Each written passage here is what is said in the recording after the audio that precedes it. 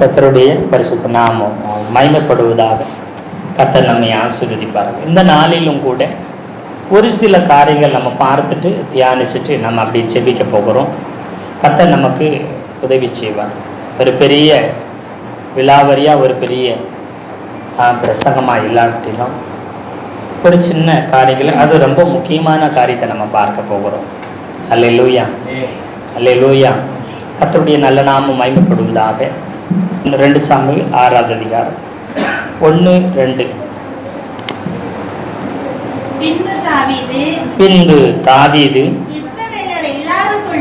இஸ்ரவேலர் எல்லாருக்குள்ளும் தெரிந்து கொள்ளப்பட்ட 30,000 பேரை கூட்டி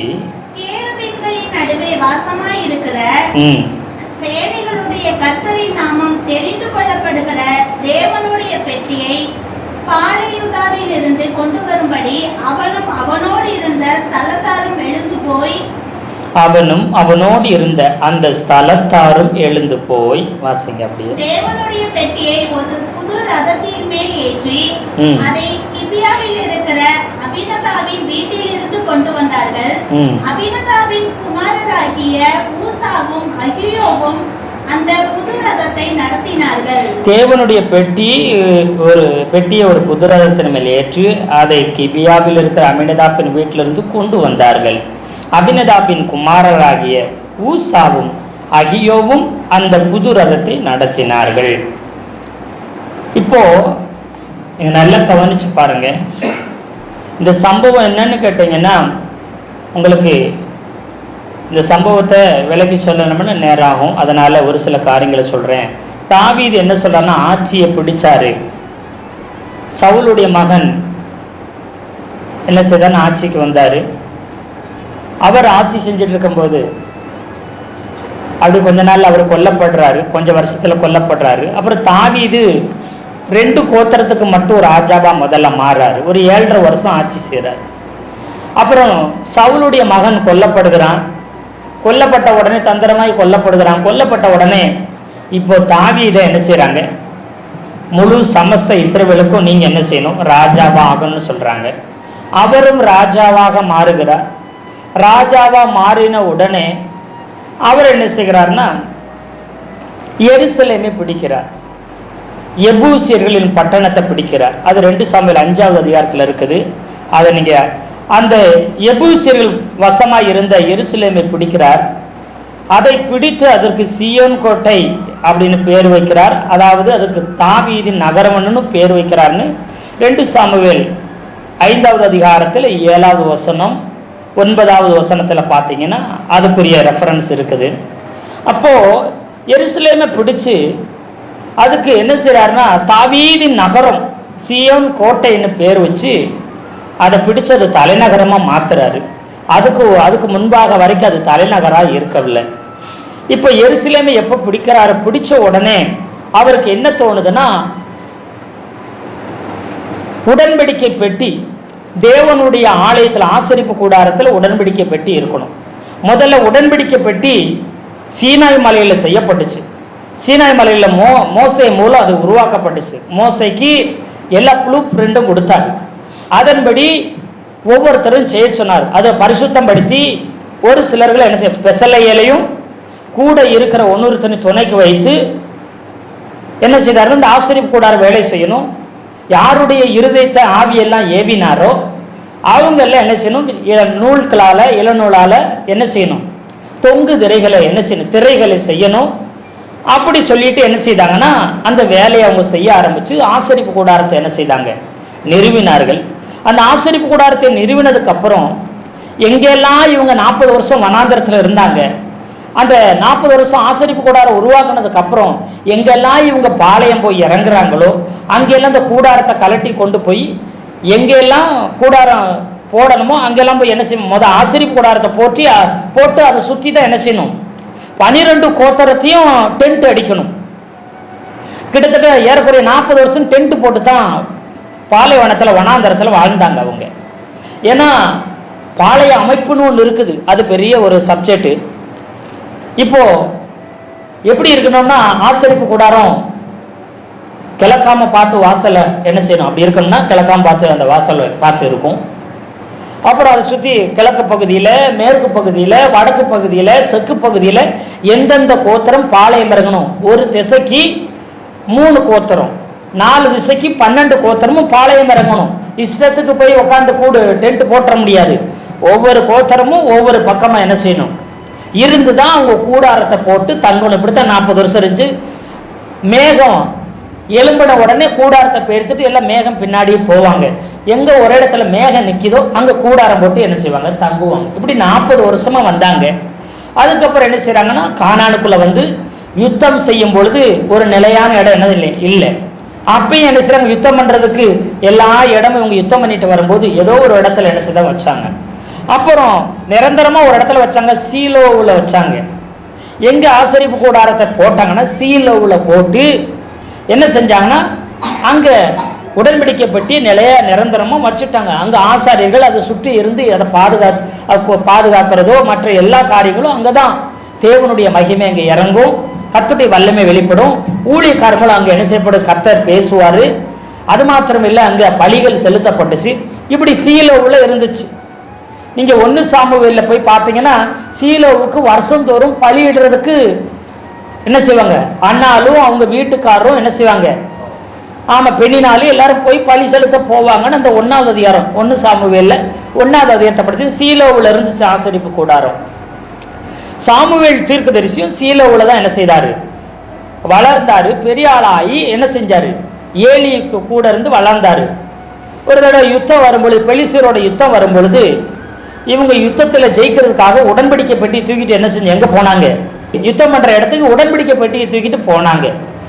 ஏலியின் பையங்க ஒப்பினி பினகாஸ் என்ன செய்தாங்கன்னா அந்த யுத்தத்தில் செத்து போயிட்டாங்க. அவங்க ஆசாரியர் பாஸ்டருடைய பையங்க, பெரிய பாஸ்டர் பையங்க யுத்தத்தில் அவங்க செத்து போயிட்டாங்க. உடனே அந்த பெட்டியை பெலிஸ்தர் பிடிச்சிட்டு போயிட்டாங்க. பெலிஸ்தர் என்ன செஞ்ச பெட்டியை அவங்க நாட்டுக்கு கொண்டு போயிட்டாங்க, புறஜாதிக்கு கொண்டு போயிட்டாங்க. இப்போ வனாந்தரத்தில் உருவாக்கப்பட்ட ஆசரிப்பு கூடாரம் பெட்டி கானானுக்குள்ள வந்து சீலோவில் ரொம்ப வருஷமா இருந்துச்சு. யோசுவா காலத்தில் இருந்து கிட்டத்தட்ட சாமுவேல் காலம் வரைக்கும் அந்த சீலோவில் இடத்துல இருந்துச்சு. இன்னைக்கு இஸ்ரவேல் தேசத்துக்கு போகிறதுக்கு உங்களுக்கு வாய்ப்பு கிடைச்சா போனீங்கன்னா சீலோவில் போய் நீங்கள் நின்னா போதும்.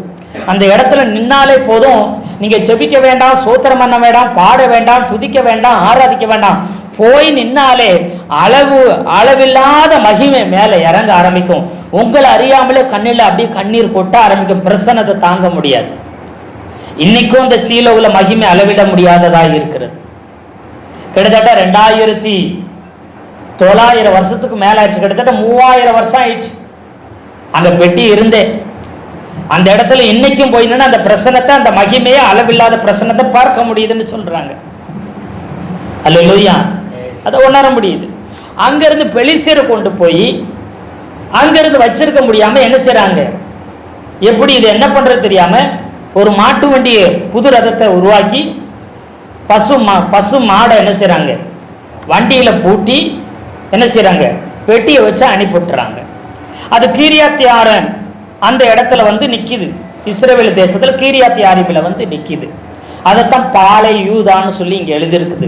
இந்த 2 சாமுவேல் பாலை யூதானும் 1 சாமுவேல் 7ஆவது அதிகாரத்தை நீங்க வாசி பார்த்தீங்கன்னா 1 சாமுவேல் 7ஆவது அதிகாரம் 1வது வசனம். அப்படியே கீரியாத்தியாரீமின் மனுஷர் வந்து கர்த்தருடைய பெட்டியை எடுத்து மேட்டின் மேல் இருக்கிற அபினதாபின் வீட்டிலே கொண்டு வந்து வைத்து கர்த்தருடைய பெட்டியை காக்கும்படிக்கு அவன் குமாரனாகிய எலியாசரை பரிசுத்தப்படுத்தினார்கள். 2வது வசனம். பெட்டி கீரியாத்ரீமிலே அநேக நாள் தங்கி இருந்தது. 20 வருஷம் அங்கேயே இருந்தது. இஸ்ரவேல் குடும்பத்தார் எல்லாரும் கர்த்தரை நினைத்து புலம்பிக் கொண்டிருந்தனர். பெட்டி கீரியாத்யாரீமிலே அநேக நாள் தங்கி இருந்தது. கிட்டத்தட்ட 20 வருஷம் அபினதாப் வீட்டில் 20 வருஷம் அவன் வீட்டில் தான் இருந்துச்சு அந்த பெட்டி. அல்லேலூயா. 20 வருஷம் கீரியாத்யாரீம் சீலோவில் இருந்தது.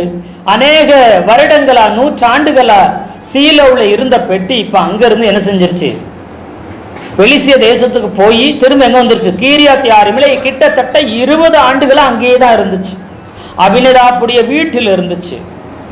அதை இஸ்ரவேல் ஜனங்கள்லாம் புலம்பி கொண்டிருக்கிறாங்க. அழுது கொண்டிருக்கிறாங்க. கர்த்தரை நினைச்சு புலம்பிக்கிட்டு இருந்தாங்களாம். யாரை நினைச்சு புலம்புனாங்க? கர்த்தரை நினைச்சு புலம்பிக்கிட்டு இருந்தாங்களாம். ஆனா இந்த நிலைமை வர்றதுக்கு காரணம் என்ன? பெட்டி அங்கே இருந்த போது, சீலோவில் இருந்த போது, பெட்டியும் தேவனையும் அவங்க மதிக்கிற விதத்துல அவங்க மதிக்கல. இன்னைக்கு நமக்கு கொரோனா காலம் வந்த போது நாம் என்ன நினைச்சோம் தெரியுமா? எப்போ கொரோனா காலம் முடியும், எப்போ லாக்டவுன் முடியும், எப்போ ஆராதனை வைப்பாங்க, எப்போ சர்ச்சுக்கு போவோம், எப்பொழுது உங்களுடைய சந்நிதியிலே வந்து நிற்போம்னு தாவீது சொன்னது போல கர்த்தருடைய ஆலயத்துக்கு போவோம் வாருங்கன்னு சொன்ன உடனே மன மகிழ்ச்சியா இருந்தது போல அவன் ராஜாவா இருந்தாலும் ஆலயத்துக்கு போறதுக்கு முதலா இருந்தானாம். அப்படி இருந்த மாதிரி கீரியாத்தாரிம்ல அநேகம் சோத்திரம் சீலோவில் அநேக ஆண்டுகள் இருந்ததுனால அதனுடைய அருமை தெரியாம போயிடுச்சு. தேவனையும் தேவனை குறித்து சந்நிதியை குறித்து மதிப்பும் மேன்மையும் அவங்க அறியாமல் போயிட்டாங்க. இப்ப பெட்டி அங்கிருந்து பிரிஞ்சு வந்து கிட்டத்தட்ட 20 வருடமா அபினதாப்பு வீட்டுல வானத்தையும் பூமியை படைத்த கர்த்தர் அந்த உடன்படிக்கை பெட்டியின் கிருபாசனத்திலிருந்து நேரடியா பேசுவார். அப்படிப்பட்ட உன்னதமான தெய்வன் ஒரு சாதாரண ஒரு லேவியன், ஒரு ஆசாரியன் வீட்டில் வந்து என்ன செய்து அந்த பெட்டி 20 வருஷமா இருந்துச்சு. பெட்டியை நினைச்சு யாரும் அது திரும்ப எடுத்துட்டு வர துணியல, எடுத்துட்டு வரல. ஆனா கர்த்தரை நினைத்து புலம்பிக் கொண்டே இருந்தார்கள். ஆண்டவரே எங்களை விட்டு போயிட்டீங்களே, ஆண்டவரே எங்களை விட்டு போயிட்டீங்களே அப்படியே சொல்லி என்ன செய்றாங்க? கர்த்தர் என்னை கைவிட்டார், ஆண்டவர் என்னை மறந்தார், கர்த்தர் என்னை மன்னிக்கவே மாட்டார் அப்படி சொல்லிட்டு அவங்க புலம்பிட்டு அழுதுட்டு இருக்கிறாங்க. ஆண்டவர் கைவிட்டாரா இல்ல இவங்க ஆண்டவர் கைவிட்டாங்களா? சொல்லுங்க. அநேக நேரத்துல ஆண்டவர் நம்மளை கைவிட்டாரா? ஆண்டவர் என்றென்றைக்கும் கைவிடார் வசனம். நாம யாரை கைவிட்டுறோம்? நான் உன்னை விட்டு விலகுவதும் இல்லை, உன்னை இமைப்பொழுது கைவிட்டேன். அவர் கைவிட்டா எவ்வளவு கைவிட்டாராம்? இமைப்பொழுது என்ன? எவ்வளவு நேரங்க? கண்ணை மூடி முழிக்கிற செகண்ட். இமைப்பொழுது உன்னை கைவிட்டேன், உருக்கமான இரக்கங்களால் உன்னை சேர்த்து கொண்டேன் அப்படின்னு கர்த்தர் சொல்றார். அவர் கைவிடுற நிமிஷம் நேரம் இவ்வளவுதான். அல்லேலூயா, அல்லேலூயா, அல்லேலூயா. ஆமா, கர்த்தருடைய பரிசுத்த நாமம் மகிமைப்படுவதாக. இப்போ கர்த்தர் நினைச்சு புலம்பிக் கொண்டிருந்தாங்களாம். ஏன் கர்த்தர் அவங்களை விட்டுட்டாரு? ஏன் கர்த்தர் இவங்க விடுறதுக்கு காரணம் என்ன? 3வது வசனம். அப்பொழுது சாமுவேல் இஸ்ரவேல் குடும்பத்தார் யாவரையும் நோக்கி நீங்கள் உங்கள் முழு இருதயத்தோடும் கர்த்தரிடத்தில் திரும்புகிறவர்கள் ஆனால் அந்நிய தேவர்களையும் அஸ்தரோத்தையும் உங்கள் நடுவில் இருந்து விலக்கி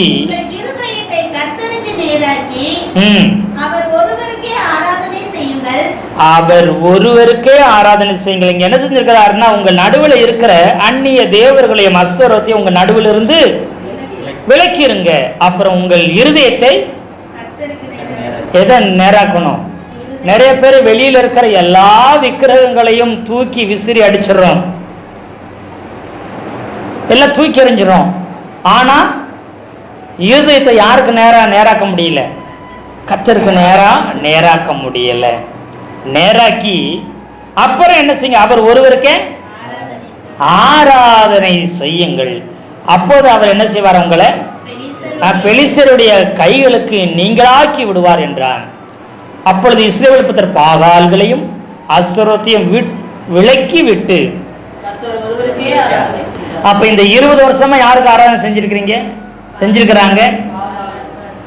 அஸ்தரத்துக்கும். ஆனா அவங்க கர்த்தர் நினைச்சு புலம்புறாங்களாம், கர்த்தர் கைவிட்டுட்டாருன்னு. ஆனா யாரு கைவிட்டது? அவங்க கர்த்தரை தேடாம போயிட்டாங்க 20 வருஷமா. ஆனா பழி யார் மேல வச்சுட்டாங்க? கர்த்தர் மேல. பாருங்க, இவ்வளவு 20 வருஷம் ஆனதுக்கு அப்புறம் சாமுவேல் சொல்றாரு, சாமுவேல் தீர்க்கதரிசி எச்சரித்து சொல்லும் போது அப்பதான் பாகாலையும் அஸ்தரோத்தையும் அந்நிய தேவர்களையும் விட்டு விலக்கி கர்த்தர் ஒருவருக்கே ஆராதனை செய்தார்களாம். அந்த வசனத்தை வார்த்தையை நல்லா கவனிச்சு பாருங்க. கர்த்தர் ஒருவருக்கே அதுக்கு முன்னாடி கர்த்தருக்கும் பாகால்களுக்கும் அஸ்தரோத்துக்கும் ஆராதனை செய்தார்கள். கர்த்தரையும் ஆராதிச்சாங்க, பாகால்களையும் ஆராதிச்சாங்க, அஸ்தரோத்தையும் ஆராதிச்சாங்க. இப்போ கர்த்தர் ஒருவருக்கே ஆராதனை செய்தார்கள். அல்லேலூயா. நாம எப்படி இருக்கிறோம்? நம்மை நாமே நிதானிச்சு பார்க்க வேண்டியதா இருக்குது. நாம் கர்த்தர் ஒருவருக்கு மாத்திரம்தான் ஆராதனை செய்யறோமா? இல்லை கண்களால் பார்க்கிற மற்றவர்களுக்கு ஆராதனை செய்யாம நம்ம இருதயத்தில் மற்ற எல்லாவற்றுக்கும் இடம் கொடுத்திருக்கிறோமா? அப்படி ஒரு கேள்வி வரணும். அல்லேலூயா, அல்லேலூயா. கர்த்தருடைய நல்ல நாமம் மகிமைப்படுவதாக. இங்க நீங்க பார்த்தீங்கன்னா 2 சாமுவேல் 6வது அதிகாரத்துக்கு நீங்க வாங்க. இப்போ ஒரு புது ரதத்தை வச்சு பெட்டியை என்ன செய்றாங்க, கொண்டு போறாங்க. இப்போ கீத வாத்தியங்கள், சுரமண்டலம், தம்புரு, மேளதாளத்தோடு ஆடி பாடிக்கிட்டு என்ன செய்றாங்க, வாசிச்சு கொண்டு வராங்க. 2 சாமுவேல் 6வது அதிகாரத்துல 6வது வசனத்தை வாசிங்களேன். அவர்கள் நாகோனின் களம் இருக்கிற இடத்துக்கு வந்தபோது மாடுகள் மிரண்டு பெட்டியை அசைத்தபடியினால்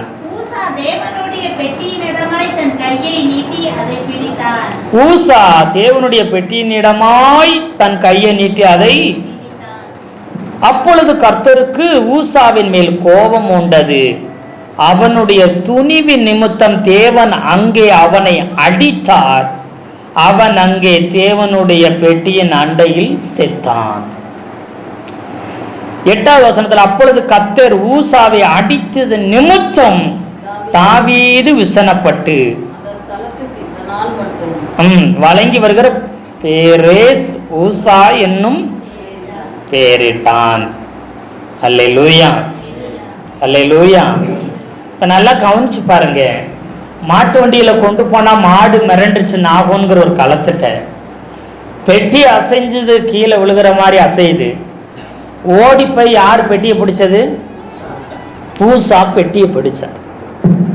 பெட்டியை பிடிச்ச உடனே கர்த்தர் கோபம் வந்து அவன் துணிகரமா என்ன செஞ்சுட்டானா, பெட்டியை பிடிச்சிட்டான்னு சொல்லி கர்த்தருக்கு கோபம் வந்து யாரை அடிச்சிட்டாரு? ஊசாவை அடிச்சிட்டாரு. இப்போ நம்முடைய பார்வையில நமக்கு எப்படி தோணுது? பெட்டி மாடு மிரண்டுச்சு, பெட்டி ஆடுது, மாட்டு வண்டியில் இருக்கிற பெட்டி ஆடுது, உடன்படிக்கை பெட்டி கீழே விழுகிற மாதிரி அப்ப ஆடுது. இவன் பாஸ்டர் அபினதாப் அப்படிங்கிற ஊழியக்காரன் ஆசாரியனுடைய பையன்.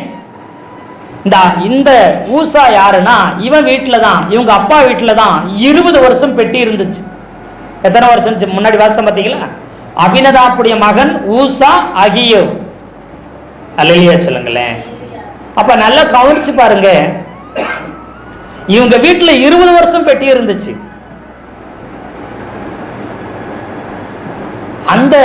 அந்த யோசனையாவது ஆமா இவன் வீட்டில் தான் 20 வருஷம் நம்முடைய பெட்டி இருந்துச்சு, ஆண்டவர் நினைச்சிட்டு தெரியாம பிடிச்சிட்டா ஒரு தடவை என்ன செஞ்சிடலாம், மன்னிச்சலான்னு மன்னிச்சிருக்கலாம்ல. கர்த்தர் மன்னிக்காம ஒரே போட போட்டு அவன் செத்துட்டான், அந்த இடத்துல ஸ்பாட்லேயே செத்துட்டான்.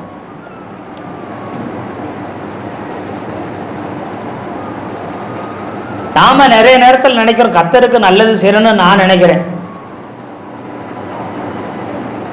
நாம நினைக்கிறோம் கர்த்தருக்கு நல்லது செய்யறத நாம நினைச்சுக்கிறோம். ஆனா அது கர்த்தருடைய பார்வையில் எப்படி இருக்குன்னு, கர்த்தருக்கு பிரியமானது எதுவா இருந்தாலும் எங்க இருக்குது? பைபிள்ல இருக்கும். இதுக்கு புறம்பே நம்ம எதையும் என்ன செஞ்சிடக்கூடாது, செஞ்சிடக்கூடாது. அல்லேலூயா. அப்ப இது கர்த்தருக்கு பிரியமா இருக்குதான்னு பார்க்கணும். ஊசா பெட்டியை போய் பிடிச்சான். ஏன்னா ஊசா மட்டும்தான் போனா அப்படியானா கிடையாது. பாருங்க, வாசி பாருங்க 3வது வசனத்தை திரும்ப வாசிங்களேன். தேவனுடைய பெட்டியை ஒரு புது ரதத்தின் மேல் ஏற்றி அதை கிபியாவில் இருக்கிற அபினதாபின் வீட்டிலிருந்து கொண்டு வந்தார்கள். அபினதாபின் குமாரராகிய ஊசாவும் அகியோவும் அந்த புது ரதத்தை நடத்தினார்கள். அபினதாபின் குமாரராகிய ஊசாவும் அகியோவும் அந்த புது ரதத்தை நடத்தினார்களாம். ஊசாவும் அகியோவும் நடத்தினாங்க. ஆனா ஊசா தான் பிடிச்சான், அகியோ என்ன செய்யல. ஏன்? பெட்டி கீழே உழுவிட்டுன்னு நினைச்சானா? எக்கேடு கட்டு போனா எனக்கன்னு அப்படி நின்ட்டானா? 2 பேர் நடத்தினாங்க. ஆக்சுவலி 2 பேர் தானே பிடிச்சிருக்கணும். ஒருத்தன் தொட்டான், அவன் கெட்டான். ஒருத்தன் தொடவே இல்லை, அவன் உசிர் பழச்சான். நான் நல்லதுக்கு தானே செஞ்சேன் அப்படி நிறைய பேரை போய் அடி வாங்கிட்டு வந்துருக்கிட்டு இருக்கிற கதியா இருக்குது. இங்க என்னன்னா, உடன்படிக்கை பெட்டியை பார்க்கவும் கூடாது, தொடவும் கூடாது. அல்லேலூயா சொல்லுங்களேன். அல்லேலூயா. அந்த பெட்டியை தொட்டாலே யாரா இருந்தாலும் செத்து போயிடுவாங்க. அவ்வளவு பரிசுத்தமானது, அது தொடவே கூடாது. இப்ப எதுல போய் தொட்டுட்டானா, எங்க வீட்டுல 20 வருஷம் இருந்துச்சுங்க. முத உடன்படிக்கை பெட்டி வந்து உங்க வீட்டுல இருக்குதுன்னு வச்சுங்களேன். அந்த பெட்டி பரிசுத்தம் இல்லாம இருந்தா உடனே செத்துருவாங்க ஆளு. அந்த பெட்டியை திறந்து பார்த்து 50,070 பேர் செத்து போயிட்டாங்க. உடன்படிக்கை பெட்டி திறந்து பார்த்ததுனால 50,070 பேர் உள்ள தலை விட்டு பார்க்கல. ஆனா அந்த கிராமத்துல, அந்த பட்டணத்துல, அந்த பகுதியில் 50,070 பேர் செத்துட்டாங்க. உடனே பெட்டி திறந்த நிமித்தம் வாதை வந்து செத்து போயிட்டாங்க. பெட்டியை தொடக்கூடாது, கண்களால பார்க்க கூடாது, பெட்டியை தூக்கி சுமக்கிறவங்களே பார்க்க கூடாது. அல்லேலூயா சொல்லுங்களேன். ஆனா என்னாகம புஸ்தகத்துல இது 4வது அதிகாரத்துல இருக்குது. பெட்டியை பார்க்க கூட கூடாது, பார்த்தாலே சித்துருவாங்க. அது துணியை வச்சு மூடிதான் கட்டி எடுத்துட்டு போகணும். அதான் ஆசாரியனாய் இருக்கிற பிரதான ஆசாரியக்கிற ஆரோனும் அவன் மகனும், அவன் வம்சவழியில் வந்த பிரதான ஆசாரிய பெரிய பாஸ்டரும் அவங்க பையங்க மட்டும்தான் போய் அந்த பெட்டியை பார்க்கணும். அது மேல என்ன செய்யணும்? துணியை விரிச்சு, விலை உயர்ந்த துணி, ரத்தாம்பர இளநில நூல், அந்த துணி இருக்குது, அதை வச்சு மூடி என்ன செய்யணும்? கெட்டினதுக்கு அப்புறம் தான் பெட்டியை எடுக்க வர்றவங்களே வரணும். கண்ணால பார்த்தாலே சுத்துருவாங்க, தொடவும் கூடாது.